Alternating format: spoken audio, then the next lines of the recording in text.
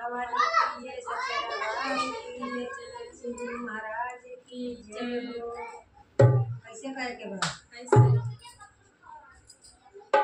भोला जी के मंदिर बड़ा सुहावन लगे रे नाना दी, सुहावन लगे रे नाना दी।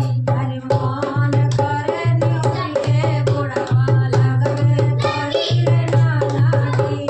भोला जी के मंदिर बड़ा सुहावन लगे रे नाना दी, सुहावन लगे रे नाना दी। हरि मन करे निहुर के